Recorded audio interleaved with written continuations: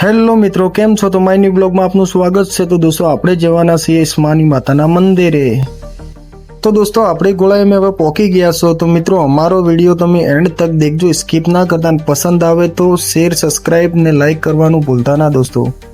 તો મિત્રો આપણે હવે ગોળાઈમાં બેઠા છીએ ડીસાની ગાડીની રાહ દેખીને। તો દોસ્તો જલ્દીથી મળે તો સારું છે, કેમ કે ગરમી બી બહુ ખતરનાક પડી રહી છે। તો મિત્રો ફાઇનલી આપણે અમેરિકાની બસ મળી ગઈ છે। સોરી યાર, અમેરિકાની ડીસા। क्या बोला तूने? તો દોસ્તો લાસ્ટ તક બન્યા રહેજો। તો આપણે હવે જૂના ડીસા નજીક પહોંચવા થઈ રહ્યા છો અને દોસ્તો સામે દેખાઈ રહ્યું છે જૂના ડીસાનું કુમકુમ કોલિસ્ટર છે। તો દોસ્તો તમે દેખ્યું હોય તો જલ્દીથી કોમેન્ટમાં લખવાનું ના ભૂલતા। તો ફાઇનલી મિત્રો આપણે સાંઈબાબાના બગીચામાં પહોંચી ગયા છો। સામે દેખાઈ રહ્યું છે આપણું સાંઈબાબાનું મંદિર છે, ડીસામાં આવેલું છે। તમે આવેલા હોય તો બી કોમેન્ટમાં લખવાનું ના ભૂલતા। તો દોસ્તો સામે દેખાઈ રહ્યો છે આપણો ડીસાના સાંઈબાબાનો બગીચો છે અને દોસ્તો અમારા મામાના છોકરા બી અમારી હંગાતે આવ્યા છે। તમે દેખી શકો છો, એમને તો ફરવાની બહુ જ મજા આવી ગઈ છે। તમે દેખી શકો છો એમનું નામ પરવીનભાઈ છે। તો કોમેન્ટમાં પરવીનભાઈ લખી દેજો જલ્દીથી, કમોડીથી બિલોંગ કરે છે દોસ્તો। તો આપણે હવે રિક્ષા પકડીને નીકળી જશું અનાજ માર્કેટ જમવા માટે। તો મિત્રો લાસ્ટ તક બન્યા રહેજો। અમે જલ્દીથી અનાજ માર્કેટ સુધી પહોંચવા થઈ ગયા છો અને અમારા ધોતીવાળા કાકાની હોટલ છે, बात तो सही है। દેખી શકો।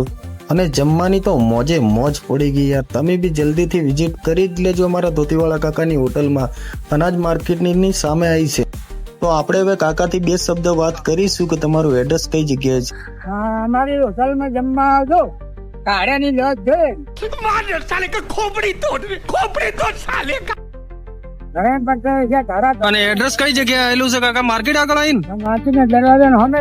તો મિત્રો ફાઇનલી અમે ને પરવીનભાઈ જમીને બહાર આવી ગયા છો અને આપણે હવે જવાનું છે ભાખોર ઈસ્માની માતાના મંદિરે। તો લાસ્ટ તક બન્યા રહેજો।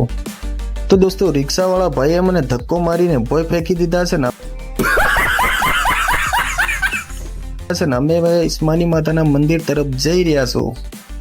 તો આપણે હવે મંદિર તરફ આગળ વધીશું અને તમને ઉપરનો નજારો બતાડીશું। દેખો કેટલા મસ્ત પહાડ છે અહીંયા આવેલા દોસ્તો। અહીંનો નજારો તમને એટલો મસ્ત લાગશે ને, તમે એકવાર ચોક્કસથી મિત્રો આવવાનું ભૂલતા ના। અને આપણા ઈસ્માની માતાના દર્શન તો કર્યા વગર રહેતા જ નહીં, કેમ કે મજા આવશે। એ દોસ્તો હવે આગળ અમારા પરવીનભાઈ દર્શન કરવા પહોંચી ચૂક્યા છે।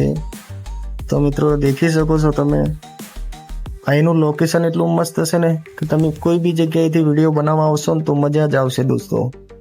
અને અમારી ચેનલને સબસ્ક્રાઇબ ના કરી હોય તો દોસ્તો જલ્દીથી અમારી ચેનલને સબસ્ક્રાઇબ કરી જ લેજો, કેમ કે અમે આવા નવા વિડીયો તમારા સુધી લાવતા રહીશું। કોમેન્ટમાં જય ઈસ્માની માતા લખવાનું ના ભૂલતા મિત્રો। ડીસાથી 10 કિલોમીટરના અંતરમાં આ મંદિર આવેલું છે દોસ્તો। તમે દેખી શકો છો ભાખોર ગામ નજીક આવેલું છે। અમારા પરવીનભાઈ તો દર્શન કરી લીધા, હવે અમે બી થોડા દર્શન કરી લઈશું ઈસ્માની માતાના મંદિરનો અને પછી પહાડ ઉપર ચડીને મોજ લઈશું દોસ્તો। દેખી શકો છો પહાડોની મોજ કેવી મજા આવી રહી છે। અમારા પરવીનભાઈ તો એટલા ખુશ થઈ જાય એની કોઈ લિમિટ જ નથી દોસ્તો। અને યાર આજની ગરમી કેવી હતી યાર કે અમારા પરવીનભાઈ એટલા થાકી ગયા છે ને યાર ગરમીથી યાર क्या बोला तूने? બહુ જ કંટાળ્યા છે। પણ આ તો એવો નજારો છે ને કે નજારો દેખીને દોસ્તો અમારા પરવીનભાઈ બહુ જ ખુશ થઈ ગયા છે, એટલે અમને લાગતું નથી કે ગરમી પડી રહી છે।